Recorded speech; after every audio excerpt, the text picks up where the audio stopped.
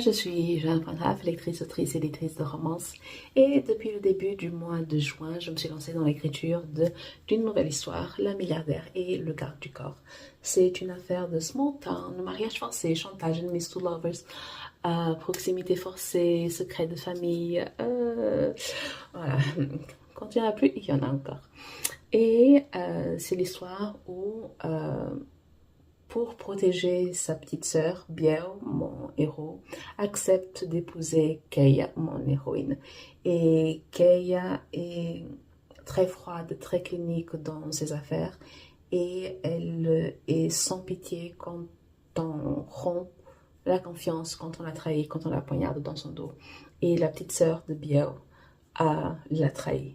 Donc elle a proposé à Biel du genre soit ta sœur paye les conséquences de ses actes, ce qui aurait dû être le cas, soit tu m'épouses.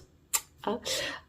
Normalement, ce n'est pas d'hasard commence. Le seul non-consentement, c'est le mariage forcé. Pour tout le reste, il n'a pas d'ambiguïté. Kay a fait rédiger un contrat prénuptial béton et où Biel a ses responsabilités, ses devoirs. Et parmi ses devoirs, c'est qu'il ne peut pas la dénigrer en public, il ne peut pas mal lui parler en public et il doit tenir les apparences en public. Donc, une fois par semaine, ils vont devoir avoir une date. Il n'a pas besoin de montrer qu'il est super amoureux parce que les gens ne croiraient pas, parce on verrait bien que ça coïncide un peu trop avec les problèmes de la petite sœur. Mais il a une ouverture, il peut demander le divorce à n'importe quel instant, mais Kaya lui dit, tu peux demander le divorce, mais si c'est avant la fin du contrat, imaginons 2 ans, j'ai pas encore décidé, si tu demandes le divorce avant la fin du contrat, c'est comme si tous les mois que tu as vécu auparavant, ça ne sert à rien, on s'est mis à la poubelle et je peux faire ce que je veux avec ta sœur.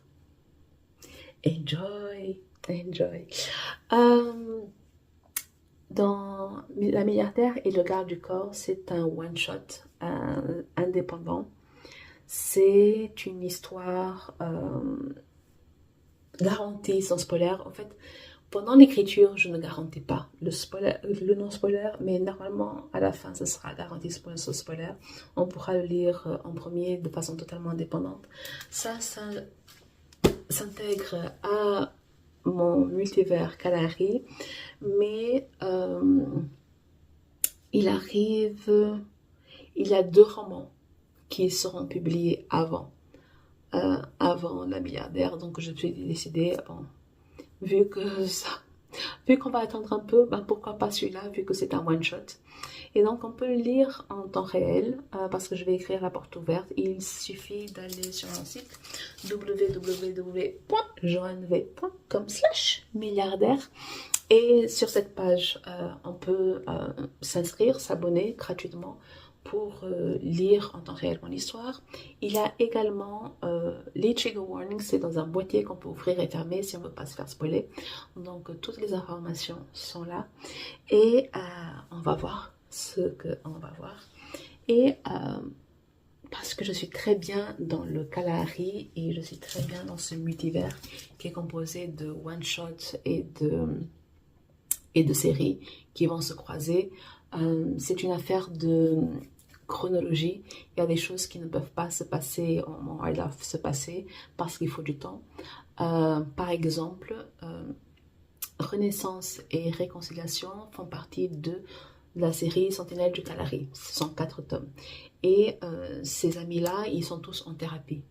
Mais il y a des personnages, des héros qui ont besoin de plus de thérapie que d'autres.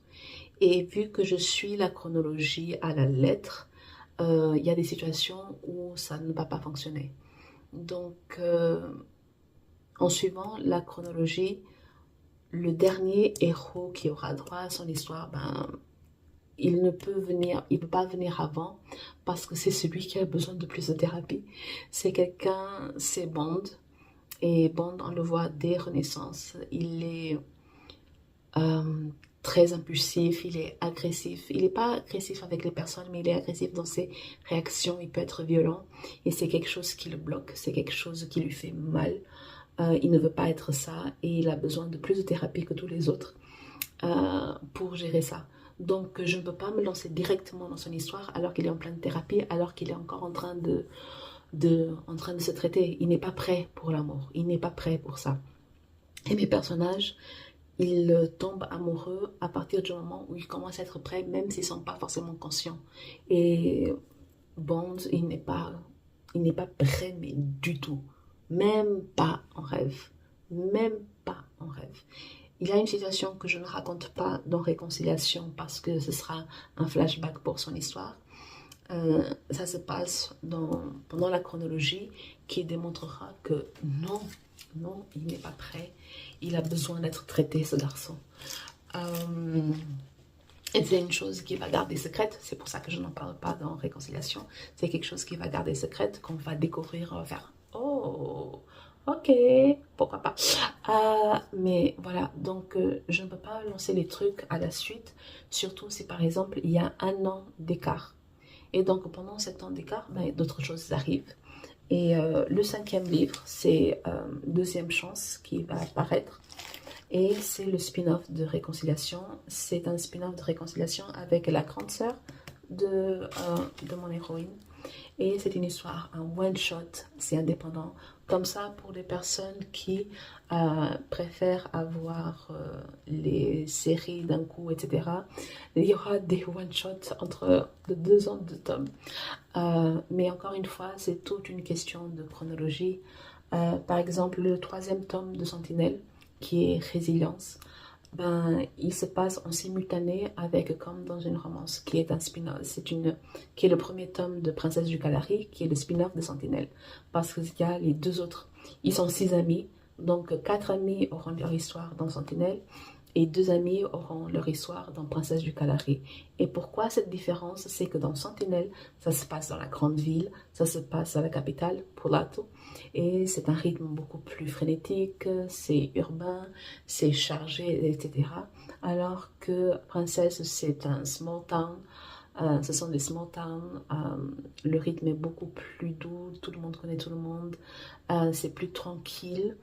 Et les relations peuvent être plus complexes parce que tout le monde connaît tout le monde sait les secrets de tout le monde c'est la panique, tout le monde.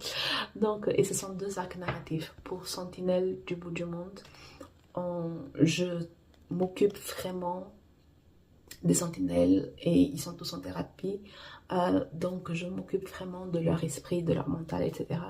Alors que même si les sentinelles qui sont en Princesse, ils sont aussi en thérapie, le focus, c'est pas eux, mais ce sont les héroïnes.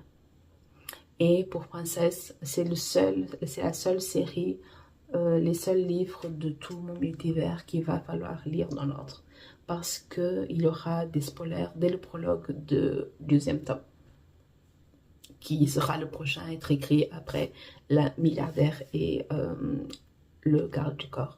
Donc ça peut être confus comme ça et j'essaie d'apprendre à m'expliquer, mais c'est toute une affaire de temps. Il faut du temps. Il faut du temps pour que mes personnages soient prêts. Et tous mes personnages ne sont pas encore prêts. Ils sont encore en traitement. Et de Renaissance se déroule en 2020, sans Covid. Donc, de mon monde, il n'y a pas de Covid. C'est ma licence créative. Donc, ça se passe en 2020. Réconciliation se passe à partir de mai 2021. Deuxième Chance qui arrive tout de suite après, c'est à Noël 2021. Résilience, qui est le 3e tome de Sentinelle, commence en février 2021. Comme dans une romance, commence février 2021. Donc le laps de temps est très court. Février 2022 pour les deux, pardon.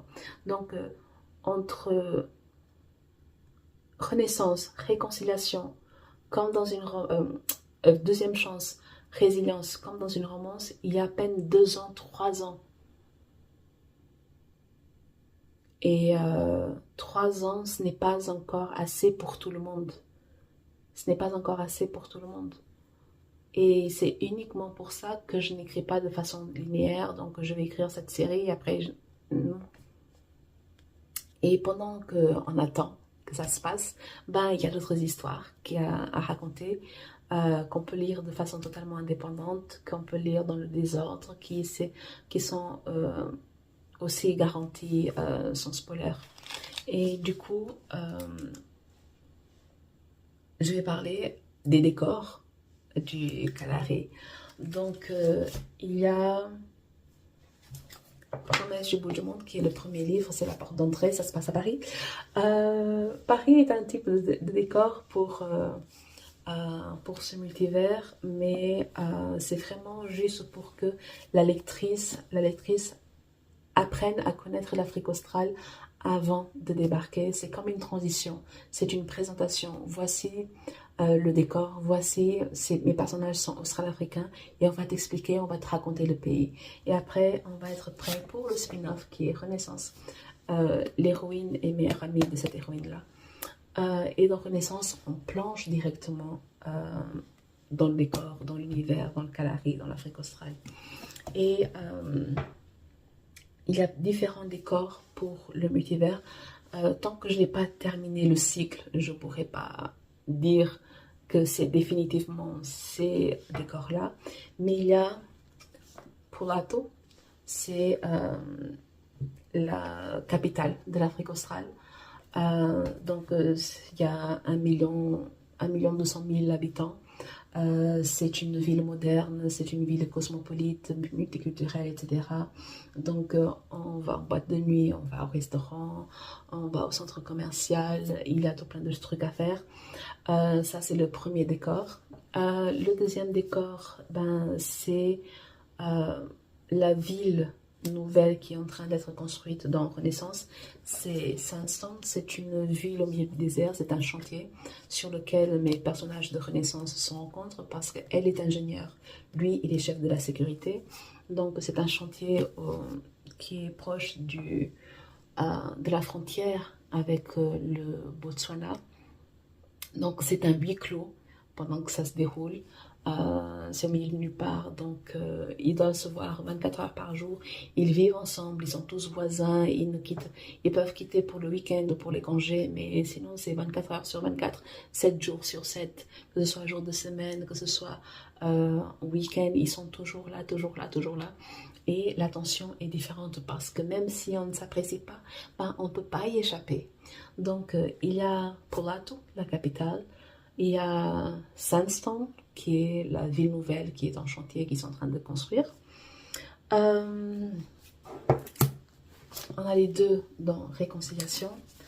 Après, quand arrive le troisième tome, Résilience, c'est une introduction à la small town qui est Schiesburg. Mon héros travaille en partie en Afrique du Sud, donc hello Johannesburg. Donc on va avoir des bouts d'Afrique du Sud et des bouts de la small town qui est Schiesburg. C'est là où se trouve le camp d'entraînement pour de futurs agents de sécurité, pour futurs gardes du corps. Et c'est à Schiesburg que se trouve, où se dérouleront les romances small town. Donc, Schiesburg, c'est une ville, c'est une bourgade du désert qui est en train de développer, surtout grâce à ma milliardaire, Akeya, parce qu'on dit d'elle, on la surnomme Ma Monopoly, Madame Monopole, parce qu'elle possède la moitié de la ville. Donc, elle a tout plein de propriétés, d'établissements, de commerces, de sociétés, etc. Et l'autre moitié, on dit qu'elle possède la moitié de la ville et l'autre moitié travaille pour elle. Donc, elle est la première source de revenus de la ville. Et donc, elle est la reine. Du genre, elle n'est pas la mairesse, elle ne veut pas l'être. Mais il y a une certaine concurrence entre les différents maires et elle parce qu'elle est extrêmement influente, extrêmement riche. En même temps, elle est milliardaire. Elle est milliardaire en Afrique australe. Si on convertit, elle est millionnaire. C'est déjà pas mal avoir des millions. Mais elle n'est pas milliardaire en Europe ou en dollars ou en euros. Et du coup, on a cette ambiance à Schiesburg, on a cette ambiance où tout le monde connaît tout le monde, où tout le monde travaille avec tout le monde, où tout le monde est ami de tout le monde. Et donc, tout le monde connaît les secrets de tout le monde. Donc, à Schiesburg, il y aura donc une partie de résilience Résilience sera vraiment la parfaite transition où on va présenter, on est à la capitale, on est un bout en Afrique du Sud parce que le love interest de Bishop, c'est une romance elle-même. Donc Joe est sud-africain et je vais présenter enfin ce ranch, ce bootcamp dont tout le monde parle depuis de Renaissance. Non, Renaissance n'était qu'un projet. Et genre, oui, il faudrait acheter un ranch, on devrait louer un ranch et on va louer un ranch à Kenya. Oui, on devrait le faire, mais on ne le fait pas encore parce que ce n'est pas encore le moment, etc., etc. Donc, c'est encore juste un projet. Et dans Réconciliation, ça commence à prendre forme. Et donc, dans Résilience, on va voir l'orange pour de vrai, pour la première fois. Et du coup, on a Résilience qui fait cette transition. Après Résilience, il y a comme dans une romance que je viens de terminer avec June, qui est le directeur du bootcamp. Après, il y aura La milliardaire et le garde du corps que je suis en train d'écrire depuis le début du mois. Keia est la propriétaire du ranch. Biao est un des formateurs du bootcamp. Donc, c'est vraiment tout ensemble mélangé comme des slips brésiliens. Après, il y a Comme à la télé. Comme à la télé, c'est avec le 5e Sentinelle. Ça se passera aussi à Shearsburg. Et il y aura un 3e tome, mais avec personne qu'on connaît encore, pour boucler les princesses du Kalahari. Donc 100% à Shearsburg. Donc on a Poulat, on a Sandstone, on a Shearsburg, on a l'Afrique du Sud, on a Johannesburg parce que Bishop va y passer un peu de temps. Il va passer un peu de temps dans le quartier de Melville, qui est un quartier où il y a des bars. Et mon love interest, le deuxième héros, Joe, il est patron d'un bar. Et enfin, il y a une autre ville qui est en train de devenir la deuxième ville la plus importante du pays, qui est Pittsburgh. Et Pittsburgh, on mentionne également dans Renaissance, Pittsburgh est une ville minière. Donc, c'est de là où partent la plupart des diamants du pays. Et c'est là où a démarré la guerre civile, au fait. Et Pittsburgh, on ne l'a pas encore vu, on a juste mentionné parce que rien que le nom, ça a sa réputation. Mais ça devient petit à petit la deuxième ville du pays, riche, aussi modeste. Et le truc, c'est que la particularité de Pittsburgh, c'est que les explorateurs de diamants sont les vrais chefs sur place. Donc les autorités, ils peuvent bien vouloir essayer de faire des choses, mais les vrais patrons, les vrais patrons sont les habitants. Ce sont les explorateurs, exploitants de diamants. Et donc, ils peuvent bien payer des taxes, mais l'État austral-africain n'a que très peu de pouvoir à Pittsburgh. Donc, j'ai une idée d'histoire avec cette ville-là, mais à voir. Avoir l'idée, c'est une chose. L'écrire, c'est une autre. Et enfin, bonus après Pulato, Sandstone, Shearsburg et Pittsburgh, c'est Sula Sula, qui est une île de l'océan Indien qu'on mentionne dans Réconciliation, et on mentionne parce que mon héroïne dit qu'elle ne veut pas y aller parce que c'est trop loin. Ça ne l'intéresse pas de quitter le sable du Kalahari pour aller dans le sable, c'est pas son truc. Mais Sula Sula est une île de l'archipel de Sula. C'est bien sûr une île, un archipel fictif créé pour... Je commence à parsemer des idées dans le sens où on a déjà mentionné Sula Sula parce que c'est la destination préférée des Australes-Africains. C'est une île paradisiaque. Les gens adorent y passer leur lune de miel ou des grandes célébrations, des choses comme ça. Je sème au cas où j'écrirai une histoire qui s'y passe et pour que ça ne tombe pas comme un cheveu sur la soupe. Donc je prépare le terrain. Je prépare le terrain. Je pense que je vais l'écrire. Je suis presque sûre que je vais l'écrire parce que l'idée de départ m'amuse beaucoup. Mais on verra. On verra. Ça ne fait plus partie du cycle, ça sera des spin-offs de spin-offs. Donc voilà. Mais donc mon projet, mon ambition, mes objectifs en ce moment, c'est de terminer le cycle. Donc il était une fois le Kalahari. Ensuite, Promesse du bout du monde, One Shot. Renaissance, premier tome de Sentinelle du Kalahari. Réconciliation, deuxième tome de Sentinelle du Kalahari. Bientôt, deuxième chance, un One Shot spin-off de Réconciliation. Après, il y aura Résilience, troisième tome de Sentinelle du Kalahari. Après, il y aura, comme dans une romance, premier tome de Princesse du Kalahari. Il y aura La milliardaire et le garde du corps, qui est un spin-off de Comme dans une romance, qui est un one-shot. Après, il y aura Comme à la télé, deuxième tome de Princesse du Kalahari. Ensuite, il y aura Rédemption, qui est le dernier tome, le dernier quatrième tome de Sentinelle du Kalahari. Et on bouclera cette boucle. Et du coup, le troisième tome de Princesse du Kalahari, comme au cinéma ou comme dans un film, j'ai pas encore choisi le titre, c'est à part, c'est en dehors du cycle, parce que les personnages de ce troisième roman, on ne les connaît pas encore, ils n'existent pas encore dans l'univers, ils n'ont jamais été mentionnés, on ne sait pas qu'ils existent. On le saura peut-être comme à la télé, je ne sais pas encore, je pense qu'il y aura une révélation, mais ils n'existent pas encore, ces personnages-là. Donc il va être écrit, pas pour boucler Princesse du Kalahari, mais il ne fait plus partie du cycle.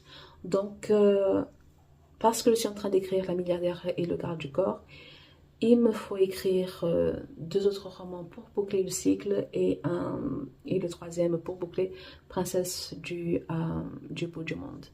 Et tout le reste, ce seront des spin-offs et ce sera du bonus. Et genre, ça viendra comme ça viendra et je n'en parle pas davantage parce que voilà, c'est encore de l'ordre de l'idée, de l'ordre du projet, etc.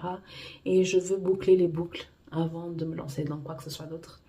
Donc, plus que 3 romans, allez, on va dire 4. Plus que je vais écrire La milliardaire et le garde du corps, je vais essayer d'écrire et terminer comme à la télé cette année encore. Et comme ça, il n'y aura plus que écrire Rédemption et comme au cinéma l'année prochaine. Donc le cycle va bientôt se terminer, en tout cas en matière d'écriture. Et j'ai très hâte d'avoir tous les livres et de vous les présenter. Donc je suis Joanne Van Haaf, lectrice, autrice et éditrice de romance et bienvenue au Kalahari. Ciao!